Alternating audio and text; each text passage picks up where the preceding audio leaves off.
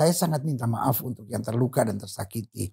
Tetapi itu otokritik untuk umat Kristiani, umat saya nih, gitu. Kamu orang, makanya saya bilang, kamu orang dengan tenangnya doa sambil lonjor kaki, main handphone, kadang-kala masih main game, kadang-kala apa itu namanya upload sesuatu gitu. Nah, kenapa itu otokritik untuk memberi peringatan kepada kita nih, gitu.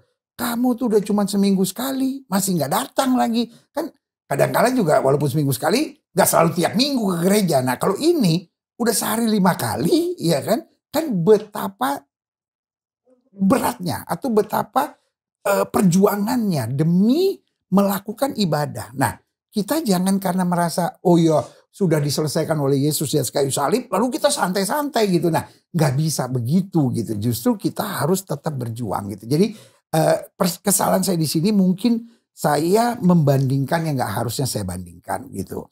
Tetapi maksud saya sekali lagi meskipun saya salah dan lain-lain, maksud saya tidak ada sekalipun, makanya saya minta maaf, tidak ada maksud saya untuk mengolok-olok gitu. Karena dan tertawanya jemaat itu bukan menertawakan proses menyuci dan berdoanya, tapi menertawakan proses jemaat itu adalah proses menertawakan diri sendiri gitu. Iya ya, kita kok kelakuannya kayak gitu. Dan dalam hidup saya yakin tertawa yang paling lepas adalah menertawakan diri sendiri. Betapa bodohnya kita selama ini, betapa anehnya kita selama ini. Kita tuh kadang-kala kurang bersyukur. Kristen tuh enak loh. Ibadahnya cuma seminggu sekali. Saudara sepupu kita 5 kali.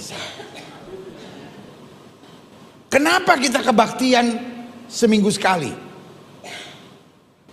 Tahu nggak kenapa? Karena bayarnya 10%. Itu berhubungan saudara-saudara. Makanya saya tidak pernah tertarik perdebatan tentang perpuluhan. Orang kalau nggak mau bayar perpuluhan nggak apa-apa. Semua hamba-hamba Tuhan yang bilang nggak usah bayar perpuluhan nggak apa-apa. Bayar 2,5. Nggak usah 10%, 2,5. Tapi sembayangnya 5 kali sehari. Iya dong, enak aja. Udah cuma 2,5 mau seminggu sekali. Beda kelas. Dari mana masuk gereja langsung masuk. Kita orang Islam diajarin bersih sebelum sembayang, cuci semuanya. Saya bilang lu 2,5. Gue 10%, bukan berarti gue jorok. Disucikan oleh darah Yesus. Gak usah tepuk tangan. Lu 10 apa 2,5? Yang enak aja, amin. Persembahan 2,5%. Iya.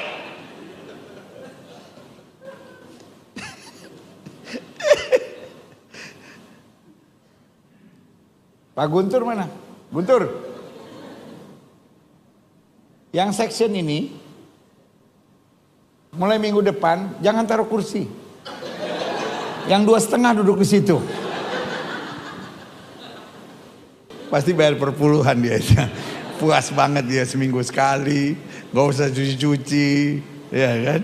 Gak usah bergerak-bergerak. Loh, kita kan bayar 10%. Makanya kita kebaktian tenang aja. Ya kan? Paling berdiri nyanyi tempat santai, ya kan? Tapi kok 2,5, setengah mati.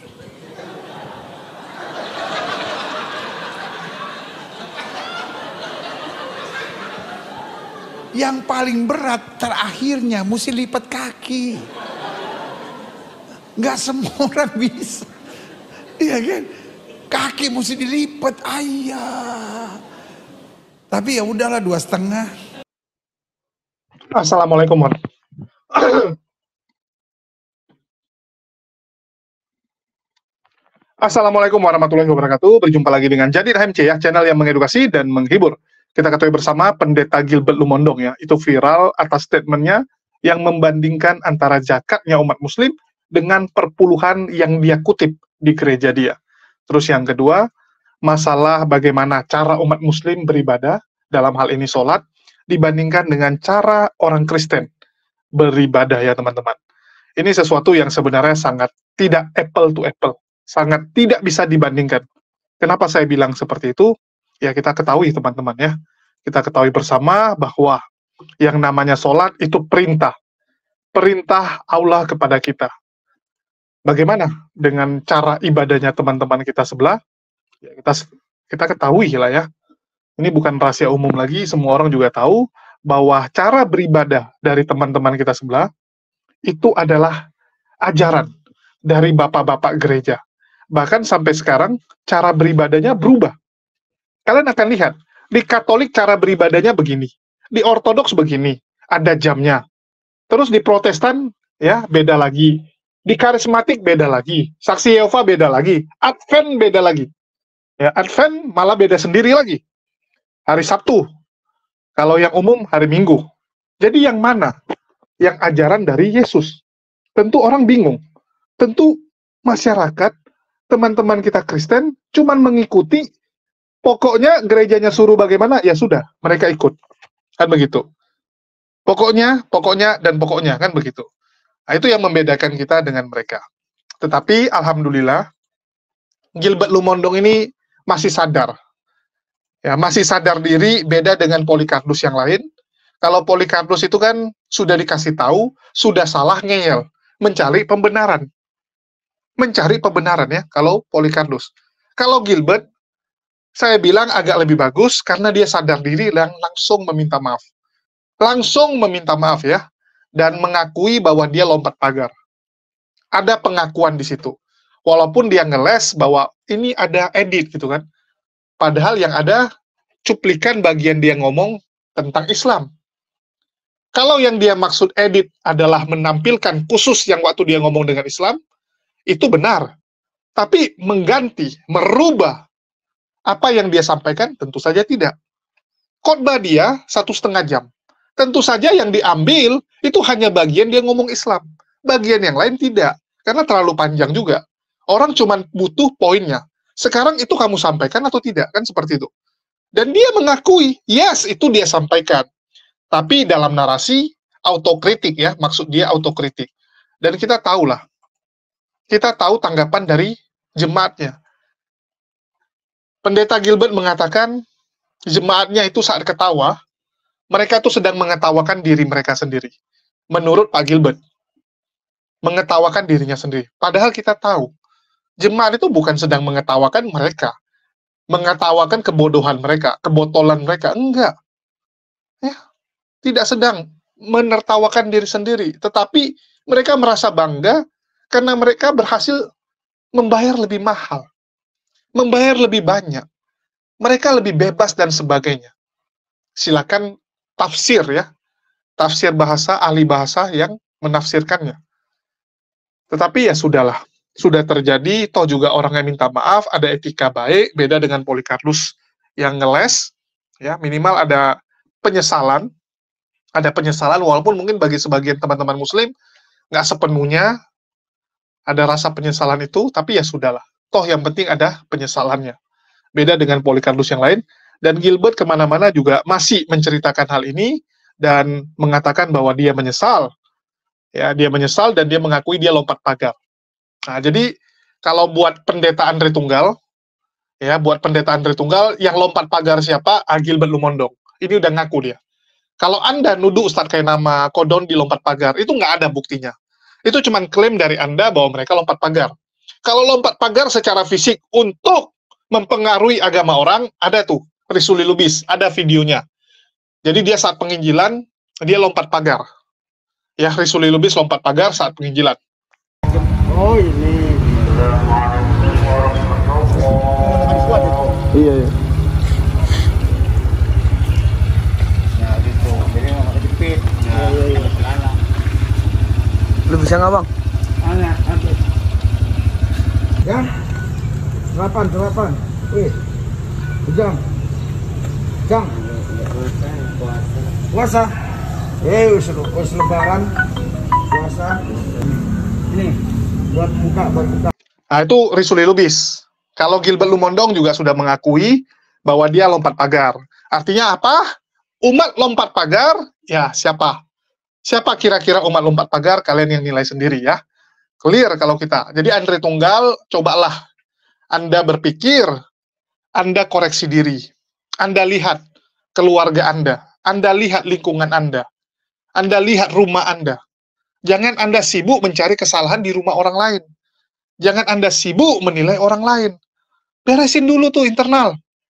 Beresin. Itu kaum lompat pagar semua. Sudah berapa banyak bukti kita hadirkan, kita nampakkan bagaimana misionaris-misionaris itu door to door. Membagikan brosur, menggunakan segala cara untuk mempengaruhi umat muslim. Siapa yang lompat pagar? Tolong kalian pikirkan ya. Ini pendeta besar juga sudah mengakui, masa kelas Andre Tunggal ya masih mau ngeles. Pendeta besar sudah akui, masa Anda yang anak kemarin sore mau ngeles apa lagi gitu. Memalukan ya, memalukan. Oke, kita dengarkan dulu pengakuan pendeta Gilbert ini ya, yang kemarin hadir di tempatnya Dr. Richard lah ya. Ada masalah apa dengan 2,5% sih Pak Pendeta? Buat saya sih nggak ada masalah karena memang saya tidak membahas apapun sebagai masalah.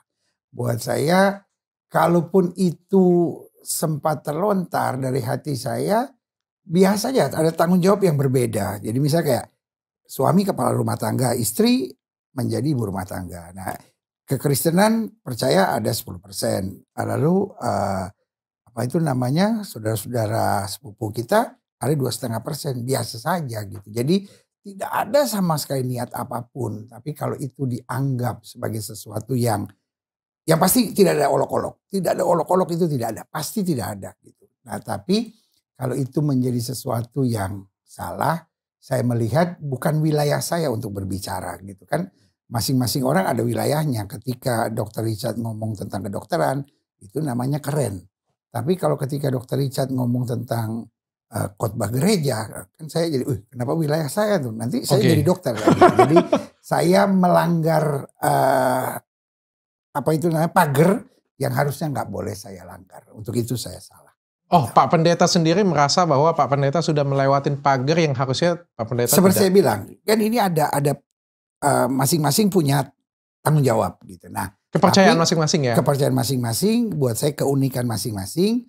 Nah, saya nggak harusnya bahas itu gitu. Nggak harus bahas itu di tengah komunitas saya, kan memang nggak ada yang atur 2,5%. Gitu. Ya, itu salahnya melanggar pagarnya itu kan gitu. Itu menurut saya. Tapi kenapa menyebut angka itu atau menyinggung Pak Pendeta? Apakah ada perasaan tersakiti atau mungkin ada masalah pribadi? Buat saya sama seperti ada perbedaan, keunikan. Jadi keunikan bahwa ini ada 10, ini ada 2,5 gitu. Nah, buat saya ya itu biasa. Maksudnya buat Muslim nggak berat 2,5, buat Kristen nggak berat 10%. Itu memang udah aturan masing-masing. Ada perbedaan. Kesalahan saya di sini, saya melanggar pagar gitu. Yang mestinya saya tidak bahas gitu. Jadi sama seperti kalau saya bahas urusan gereja kan wajar. Kalau saya tiba-tiba bahas urusan kedokteran, kan Dr. Richard juga bilang kayak dokter aja lu, nggak sekolah itu, nggak ngerti itu. Jadi di situ saya salah gitu. Untuk itu saya sangat minta maaf gitu buat yang merasa terluka dengan itu. Gitu. Saya minta maaf. Pak Pendeta, aku coba masuk lebih dalam. Kalau nggak nyaman boleh disampaikan dengan saya Pak Pendeta. Dalam video tersebut Pak Pendeta juga kan berkata bahwa repot cuci-cuci. Ya. 2,5 ya, tapi repot cuci-cuci dan harus 5 kali sehari. Apa masalahnya Pak Pendeta? Saya nggak melihat ini sesuatu hal yang negatif ya. Soalnya kalau misalnya mencuci, membersihkan diri kan itu suatu hal yang positif ya, yang bagus ya. 5 kali sehari juga saya menganggapnya ini sesuatu hal yang positif, bagus. Berarti kita dalam satu hari 5 kali mengingat Tuhan. Ya. Menurut saya ini nilai plus, nilai positif dibandingkan mungkin beberapa saudara-saudara kita yang lain ya. Ini kita setiap saat kita mengingat Tuhan, menurut saya itu hal yang sangat positif. Apa masalahnya Pak Pendeta? Iya, jadi memang tidak ada masalah gitu. Ketika saya bilang repot dan berat, itu sebetulnya gini, otokritik terhadap umat Kristiani. Kenapa umat Kristiani? Karena itu sebagai sebuah pelajaran yang keras gitu, bahwa satu, jamnya nggak boleh berubah. Jamnya harus di situ. 2, gayanya nggak boleh berubah gitu. Ada aturan yang baku gitu. 3, kata-kata yang diucapkan harus dihafal gitu. Dan yang keempat, ada proses sebelum masuk ibadah mencuci. Latar belakangnya, kebetulan saya ini tinggal di kampung. Saya tinggal di kampung waktu saya kecil, dan saya ini kebetulan ya namanya anak kampung gitu kan, seneng adu panco gitu. Itu waktu usia SD, senang adu panco. Jadi bagaimana latihannya itu mompa gitu. Jadi dekat rumah saya ada masjid.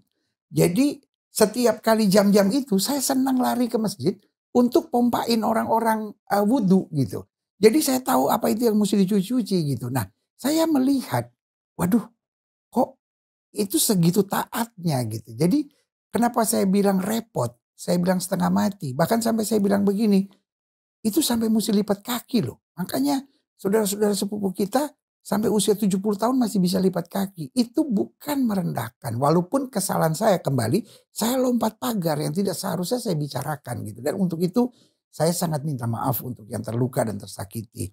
Tetapi itu otokritik untuk umat Kristiani, umat saya nih gitu. Kamu orang, makanya saya bilang, kamu orang dengan tenangnya doa sambil lonjor kaki, main handphone, kadangkala masih main game, kadangkala apa itu namanya upload sesuatu gitu. Nah, kenapa itu otokritik untuk memberi peringatan kepada kita nih gitu. Kamu tuh udah cuma seminggu sekali, masih nggak datang lagi. Kan kadang-kala juga walaupun seminggu sekali, nggak selalu tiap minggu ke gereja. Nah kalau ini udah sehari 5 kali, ya kan? Kan betapa beratnya atau betapa perjuangannya demi melakukan ibadah. Nah kita jangan karena merasa, oh ya sudah diselesaikan oleh Yesus di atas kayu salib, lalu kita santai-santai gitu. Nah nggak bisa begitu gitu. Justru kita harus tetap berjuang gitu. Jadi kesalahan saya di sini mungkin saya membandingkan yang nggak harusnya saya bandingkan gitu. Tetapi maksud saya sekali lagi meskipun saya salah dan lain-lain, maksud saya tidak ada sekalipun. Makanya saya minta maaf, tidak ada maksud saya untuk mengolok-olok gitu. Karena dan tertawanya jemaat itu bukan menertawakan proses menyuci dan berdoanya. Tapi menertawakan proses jemaat itu adalah proses menertawakan diri sendiri gitu. Iya ya kita kok kelakuannya kayak gitu. Dan dalam hidup saya yakin tertawa yang paling lepas adalah menertawakan diri sendiri. Betapa bodohnya kita selama ini. Betapa anehnya kita selama ini. Mendapat anugerah Tuhan. Tapi kemudian menyia-nyiakan anugerah. Dan sekali lagi seperti saya bilang. Saya tidak lari dari persoalan ini. Saya akui bahwa itu memang sebuah kesalahan. Untuk lompat pagarnya itu mencampuri, membicarakan yang saya tidak ahli dalam bidangnya, gitu kira-kira begitu. Tapi Pak Pendeta sepakat bahwa ya berdoa sehari 5 kali itu suatu hal yang baik. Bukan hanya baik, kalau kita harus bilang makanya istilah saya setengah mati dalam arti kata luar biasa gitu. Ya kan? Sesuatu hal yang positif ya. Sesuatu yang positif dan kita ini sebagai umat Kristiani yang merasa ibadahnya kayaknya lebih santai harus belajar gitu bahwa kita nggak bisa begitu lagi gitu. Kita harus minimal kalau seminggu sekali harus hadir. Kalau ada tengah-tengah minggu ada ibadah PA harus hadir. Dan kita jangan bilang sibuk gitu. Karena kamu seminggu paling 3-4 kali kebaktian. Gitu. Seperti itu Dr. Richard. Pendeta aku juga pengen harus menjelaskan juga karena kan disampaikan di situ ada 3 poin tadi yang saya sangkep ya. Satu tadi poin sudah saya sampaikan ada 2,5% tadi ya. Pak Pendeta juga sudah press release juga dengan Pak JK ya tentang mengatakan bahwa tidak 2,5% pada kenyataannya lebih dari. Dan luar biasa Pak JK juga. Jadi hal ini juga menjadi baik karena Pak JK juga menjelaskan di samping zakat, ada infak, ada sedekah, dan juga ada hibah. Gitu. Jadi 2,5% itu hanya sifatnya zakat. Gitu. Jadi di satu sisi saya akui kesalahan ini, tapi di sisi yang lain kita jadi belajar banyak. Dapat ilmu ya. Dapat ilmu. Apalagi bapak kita semualah Pak JK gitu, dia memberi masukan yang sangat bagus. Gitu. Satu tadi soal zakat sudah, yang kedua soal jumlah doa dan juga mencuci ya. Yang ketiga ada gestur seolah-olah bahwa melakukan ibadah tersebut sulit bahkan sampai menekuk lutut ya kita bilang. Padahal sebenarnya secara filosofi dan secara ada penelitiannya juga bahwa gerakan tersebut itu bisa menambah nilai kesehatan justru sebenarnya. Ya. Jadi bukan sesuatu hal yang jelek, seperti kata Pak Pendeta Ya. tadi sampaikan, bahwa bahkan satu yang umur 70 tahun, 80 tahun masih melakukan itu, dan menurut penelitian itu memang menambah kesehatan, Pak Pendeta. Itu dia yang saya bilang. Jadi kita ini begitu santainya, bahkan sampai main handphone. Itu kalau di khotbah aslinya yang tidak dipotong, itu saya jelaskan bahwa doanya saudara sepupu kita nggak boleh bawa handphone, dan nggak mungkin bawa handphone. Bagaimana Benar bisa juga main ya. handphone? Nah, Dokter Richard Benar pasti, juga ya. Dokter Richard pasti ngerti bahwa ketika kita di gereja, mana ada orang Kristen yang nggak pegang handphone.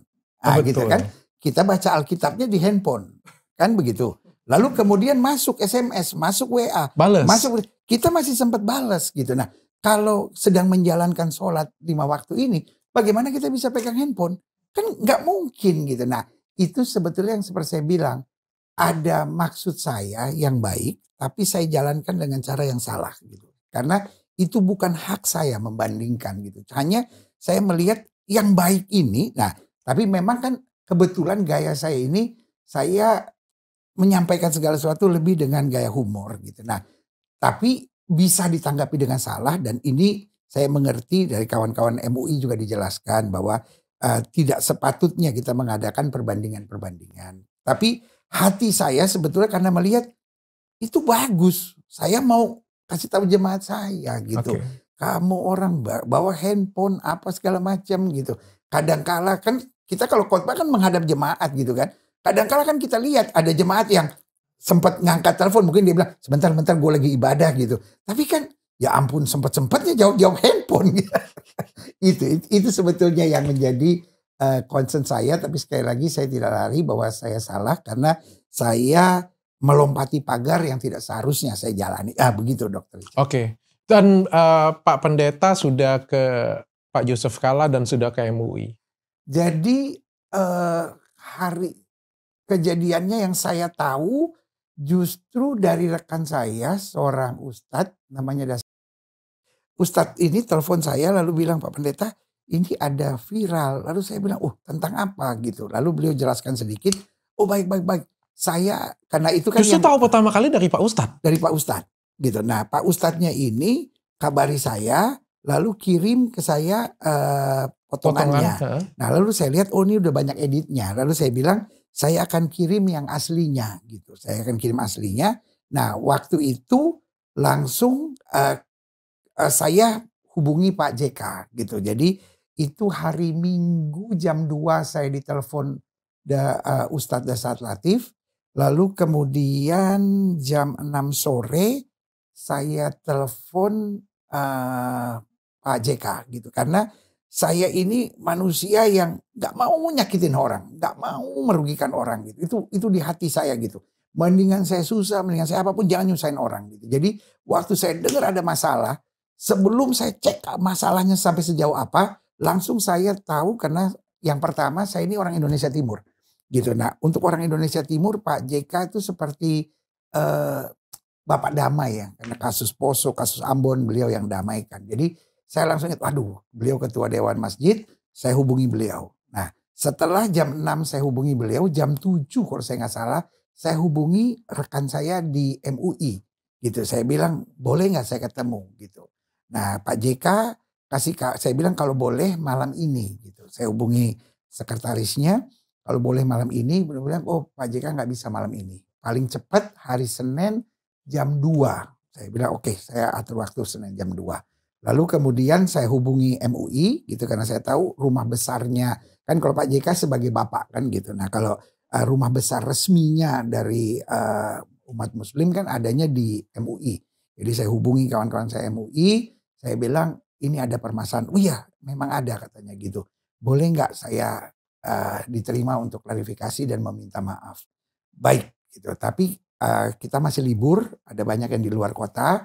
Lalu besok saya akan hubungi. Nah, lalu pagi-pagi saya telepon lagi MUI, saya kasih tahu bahwa saya akan diterima Pak JK jam 2 siang ini gitu. Lalu mereka bilang oke, kalau gitu kita usahakan hari ini.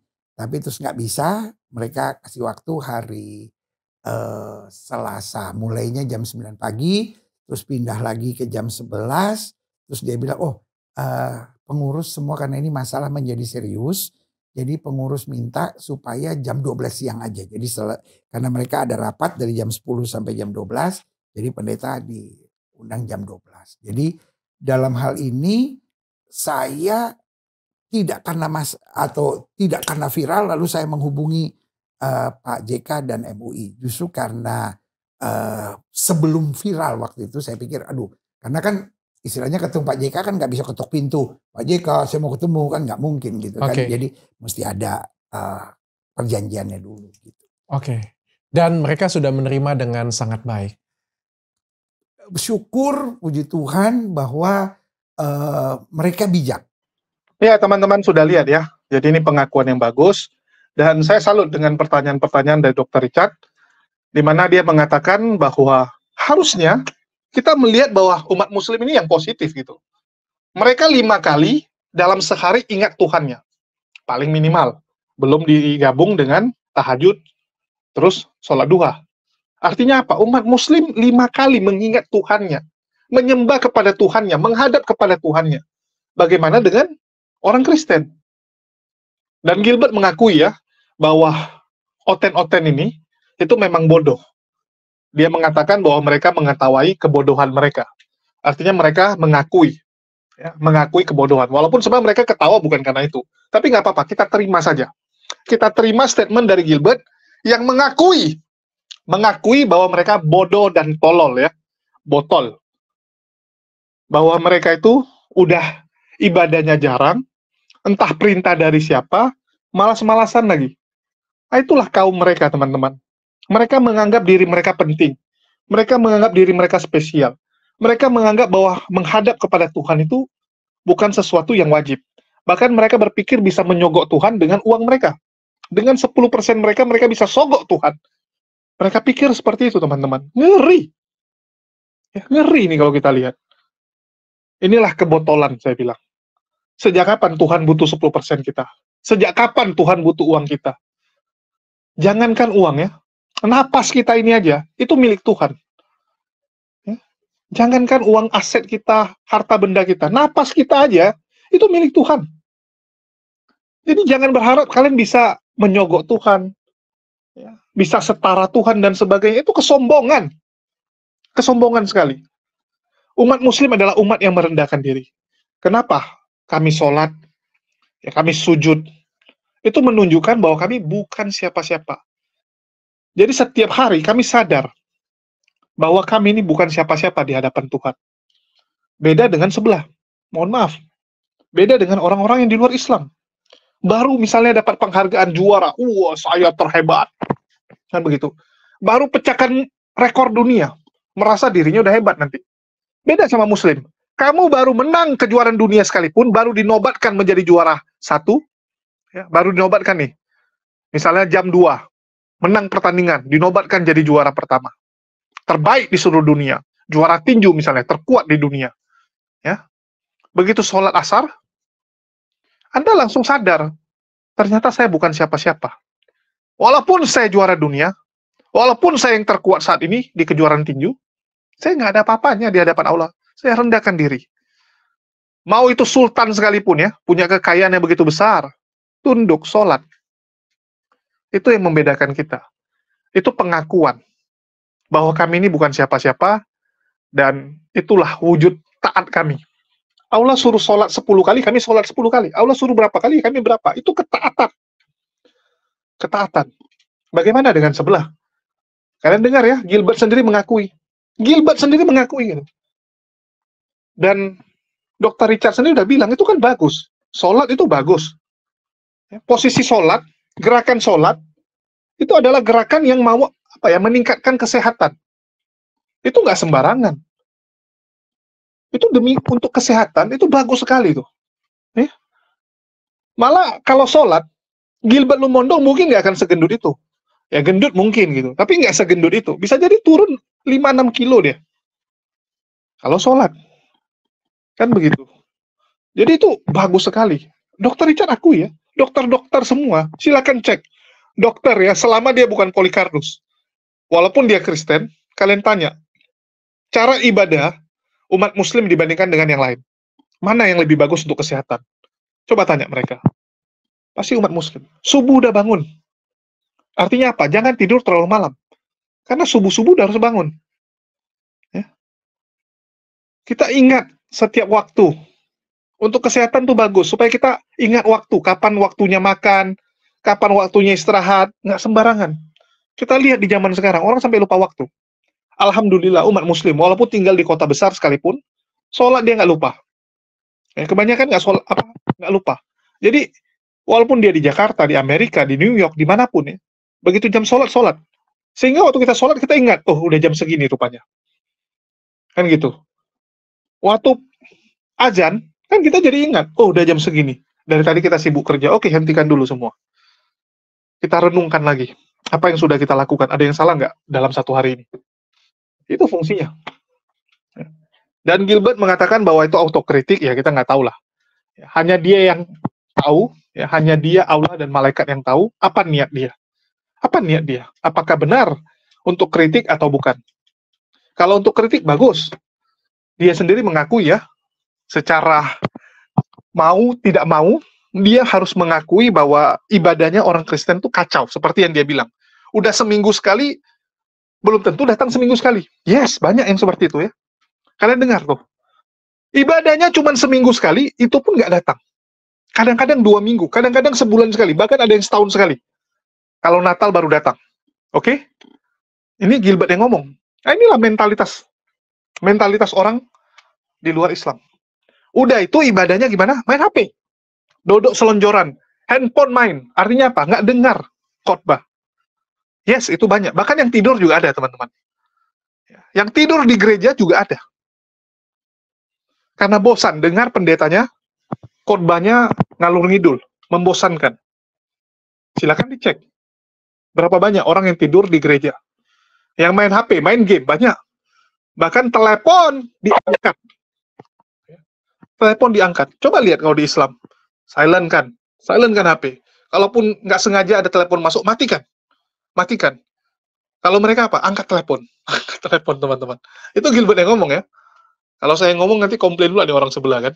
Gua ngamuk, kamu fitnah gitu kan. Kamu fitnah apa pula? Bisa kita buktikan. Tinggal kita datang gereja kita rekam. Biar sadar mereka ini. Jadi memang ibadahnya seperti itu. Kalau teman-teman mau nanti kita akan buat ya videonya, mungkin saya akan pilih gereja yang rame ya supaya bisa menggambarkan situasi dalam gereja. Ya kita rekamkan supaya kalian lihat bagaimana ibadah sebelah itu. Ada yang tidur, ada yang main HP, ada yang sambil pacaran, ngobrol sama pacarnya gitu kan. Seakan-akan pendeta tuh lagi main sirkus atau lagi pertunjukan. Jadi mereka sambil ngobrol ketawa-ketawa gitu. Banyak yang seperti itu. Menurut kalian, itu sikap diri menghadap Tuhan atau tidak? Kamu menghadap raja, menghadap presiden, main-main seperti itu aja udah nggak sopan. Udah nggak sopan, teman-teman. Ini menghadap sang pencipta langit dan bumi. Aduh, udahlah, nggak usah dibilang lah ya.